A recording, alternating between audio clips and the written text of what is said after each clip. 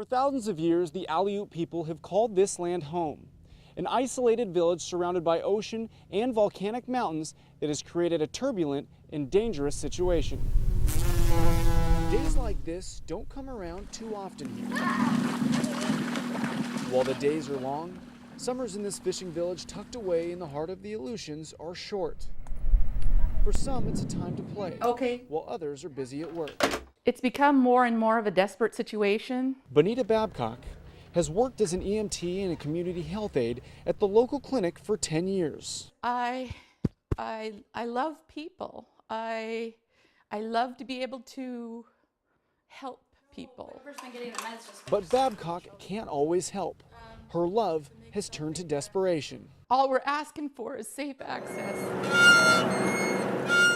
King Cove officials say over the past 30 years, at least 19 lives have been lost. 8 out of 10 times they can't make it in here. They point to the lack of an access road as the reason, pushing for a road that would connect King Cove, Cold Bay, and the only all-weather airport in the area. It's sickening that the only thing standing between my patient and getting them on a medevac to Anchorage is this little piece of connective road. Babcock says in the winter, winds can reach up to 100 miles per hour, creating whiteout conditions. Weather so bad that they say the Coast Guard sometimes refuses to fly. A situation that Walter Wilson says almost cost him and his baby their lives earlier this year. I was just wondering if we were going to make it enough because I couldn't see nothing and it was blowing. There's hardly anything to see with all the snow blowing around. Wilson was crushed by a 600-pound crab pot while fishing for cod, dislocating both of his legs and fracturing one of them. While waiting to be medevaced to Anchorage, his 6-week-old son Wyatt stopped breathing. Despite their dire situation, help couldn't come for hours. It took me about 12 hours because I got in that night about 6 or 7 o'clock that night or something, and it took me until 9 o'clock the next morning to finally make it out after he was medevaced out the first flight. Recognizing the problem decades ago, it wasn't until 2008 when King Cove began building a gravel road that winds along the coastline, stretching from the airstrip to the edge of the Eisenbeck National Wildlife Refuge. That project was completed in 2013. The original plan to utilize a $9 million hovercraft to transport patients to Cold Bay didn't work because of high winds and seas. It's a good road. It's a good traveling road. It's gravel. It's one lane with the pullouts, so people are able to get 2 vehicles by each other if you need to. After about an hour of driving along this 17-mile road, we have finally reached the point of contention. The place where the road ends and the debate between human life and wildlife begins. A debate that longtime King Cove resident Della Trumbull finds insulting, as Secretary of the Interior Sally Jewell recently ruled in favor of protecting the wildlife refuge, denying King Cove the road they are desperate to complete. In my mind, there's no reason we should be having this discussion. People's lives should be more important than the birds. But just across the lagoon, Gary Ferguson of Cold Bay sees things a little differently. All communities within the state of Alaska are faced with the same issue. Most of them, the only access is by air. With King Cove right now, currently, they have 2. It doesn't make much sense to develop a third, especially with that area that's a unique, one-of-a-kind area. Gary says he wouldn't object to the road if there weren't any other viable options, saying King Cove residents have a hidden agenda. The real reason is they want a place to drive their vehicles in the evening, just like we do here in Cold Bay. After more than 35 years, controversy continues to rage on. I feel frustration. It's like you can reach out and touch Cold Bay. A lifeline that for the time being remains just out of reach. Following the Department of Interior's rejection of the road, the King Cove residents and the state of Alaska have filed a lawsuit to reverse that decision. In King Cove, Blake Essig, Channel 2 News.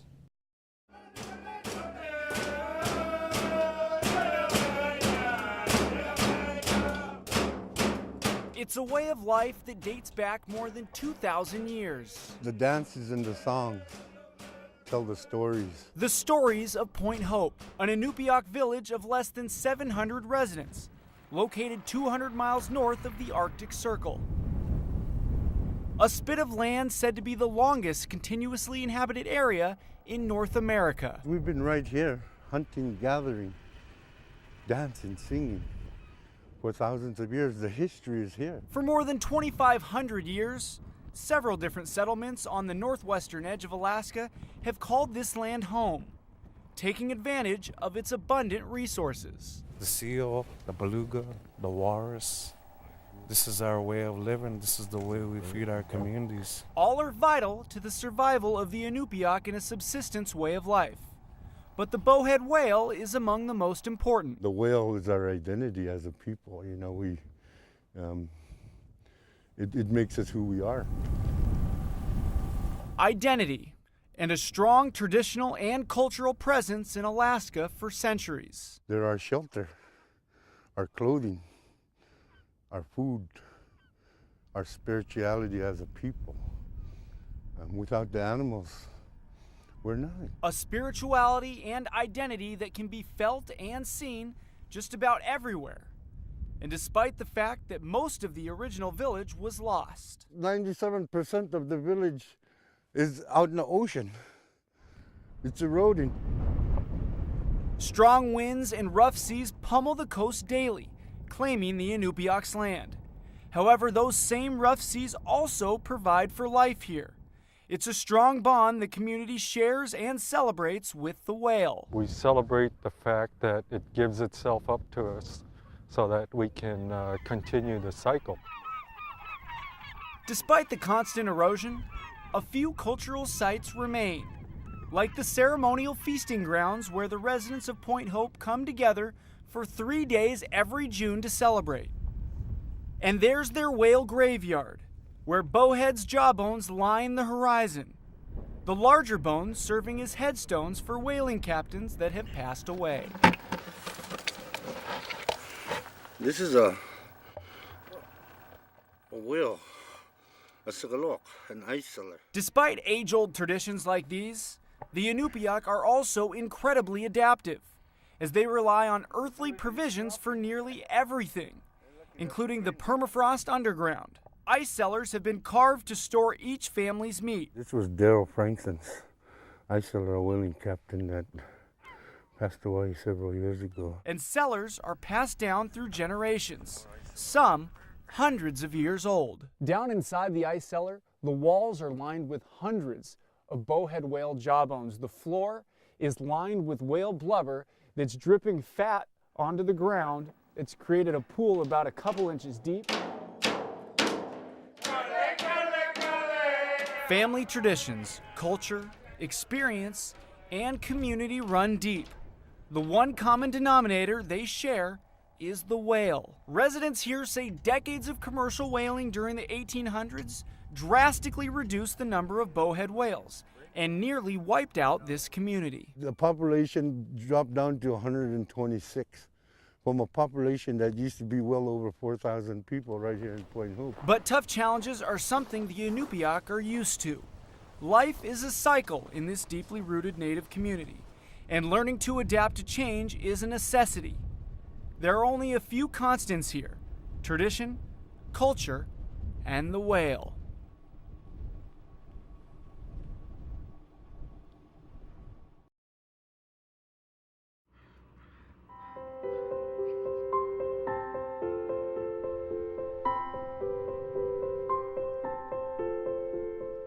My mom and dad, my brother, my 2 boys, my sister, and her daughter. For more than 60 years, Three Saints Bay Orthodox Church has been a part of Walter Stanley's family and picturesque Old Harbor, Alaska, which is set against emerald waters and snow-capped mountains.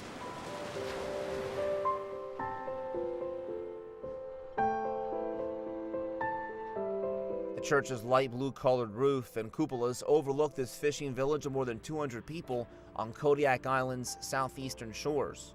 Built in 1952, the worship hall was just over a decade old when a devastating 1964 earthquake struck, and Stanley was only a child when a terrifying tsunami engulfed his entire town that fateful night.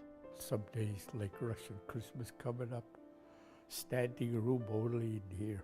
Walter Stanley couldn't tell us much about what some of the symbols inside the church mean, just that it's a place the lifelong Old Harbor resident has worshipped at since he was a child, a place where Alaska's Russian and Alutiiq cultures come together.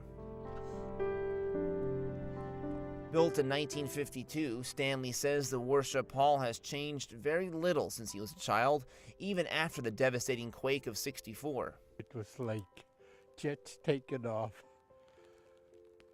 when we first heard the wave. Villagers knew trouble was brewing when the bay between Sitalitic Island and Old Harbor started to recede away from the town at first. They scrambled for cover on the hillside nearby. It measured at 33 feet. After the tsunami? Yeah, 33 feet. that's how much the tide come in.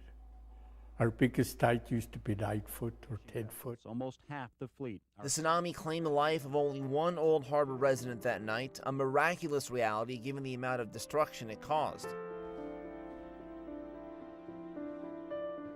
Stanley won't say if he believes in divine intervention, but Three Saints Bay Orthodox Church was the only building left standing after the massive wave receded. Well, the water was all around the church. Next morning, the caretaker, there was 2 caretakers come in with them. There was a couple candles on the floor, but there was no water in there. Coming, a huge tsunami generated by the tremor. But what the tsunami didn't take away from Three Saints Bay back in 1964, time has. The church's priest left Old Harbor due to health issues. The congregation is now smaller. Stanley worries the church is facing a tidal wave of another sort, a younger, secular generation of residents. With the young age coming up, they don't go to church much, younger people. But the older people come to church. Now a church elder himself, Walter Stanley can't help but to reminisce this time of year. For Simon, Alaska, Adam Pinsker, Channel 2 News.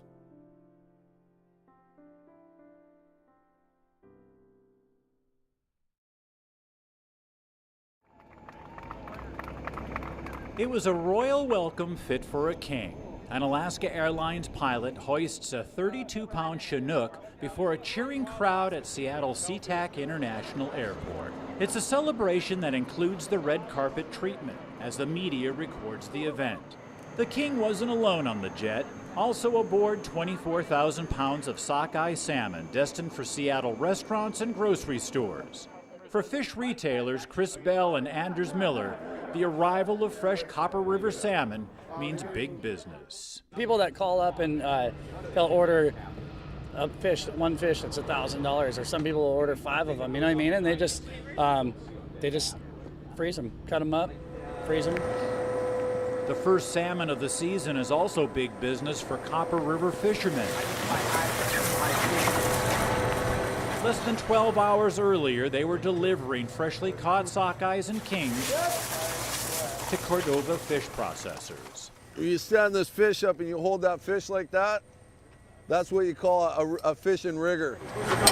The first salmon of the season always commands the highest price. $4 for sockeye, and it'll be up over $6 for king salmon, which you know, the market's strong right now for both sockeye and king salmon. For one day's work, fisherman Dia Cruz will earn about $3,000 for his haul of nearly 500 sockeyes. Back in Seattle, Chef John Howie says Copper River salmon will be on his menu this weekend. It's a popular item with his diners. Well, because the river's so cold and so long that the fish put on a lot of weight and a lot of fat before they have to go up the river to spawn. And so that makes them one of the richest, most flavorful salmon you're ever going to have. And as part of this morning's celebration, Chef Howie takes on 3 other Seattle area chefs and a salmon cook-off. Oh my God, Mike, that is incredible. It's a taste of things to come. Seattle won't be the only city in the lower 48 taking delivery of Copper River salmon. In the coming days, Reds and Kings will be delivered to places like Portland, Chicago, and Boston, where the first Alaska salmon of the season are also in big demand. Steve McDonald, Channel 2 News, Seattle. Molly Algren, Sitka Volunteer Fire Department.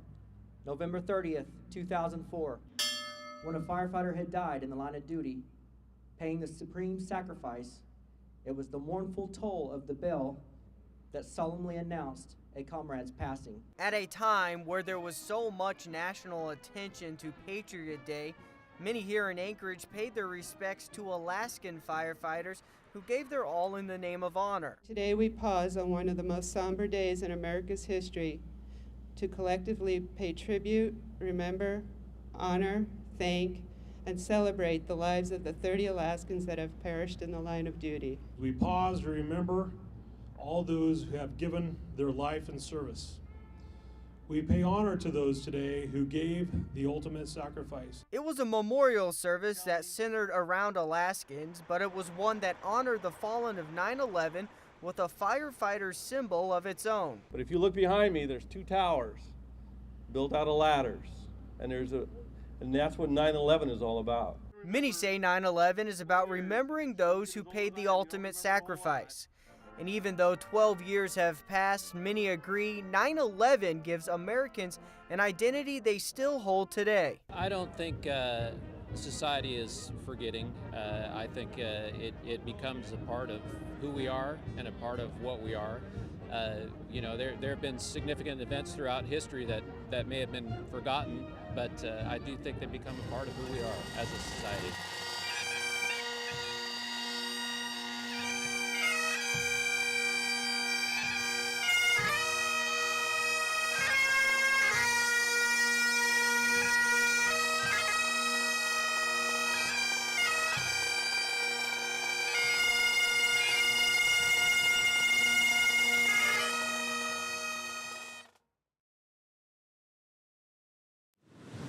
The cool end-of-summer breeze blows along the shores of the Homer Spit. Sunday marks the end of the tourist season in Homer. It's a time for residents to relax and enjoy a decade-long tradition. There is really no set answer for it. Every person that's here has a different reason for being here. It's Homer's 10th year of the community art project, The Burning Basket.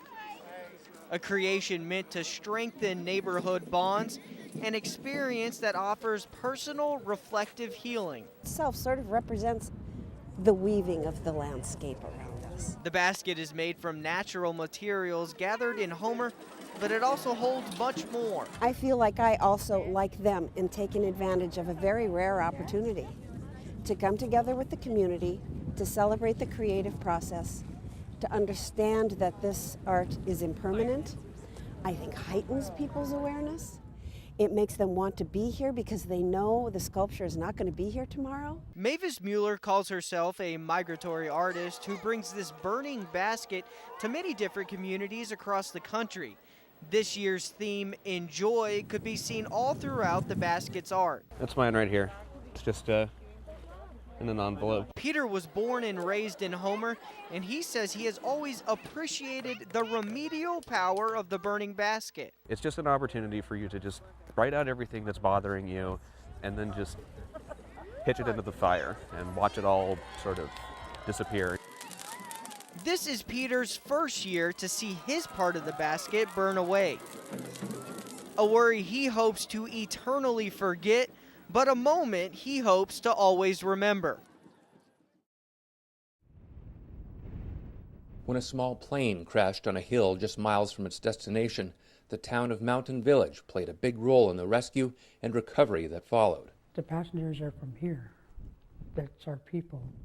And we take care of our people no matter how far the distance will be there. Mountain Village city manager Brenda Brown knew the passengers well, including Richard and Rose Pulte, a married couple who did not survive. They were due to return home the day after Thanksgiving. Brown says although this town is grieving, there's a lot to be thankful for. You can be thankful for the ones that survived. You can be thankful even for the ones that are gone, that you got to know them throughout their lives. In a community of around 800 people, nearly everyone here has some connection to the crash victims. Paul Beans was a friend of Richard Pulte.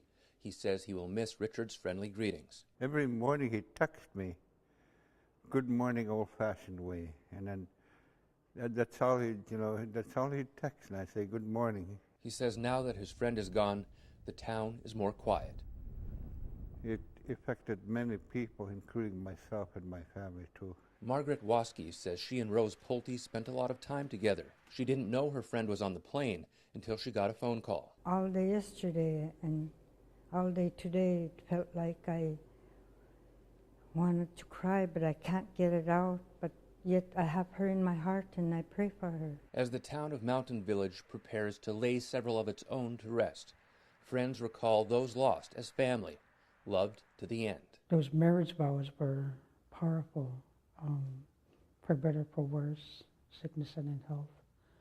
So death do them part, but death didn't even do them part because they went together.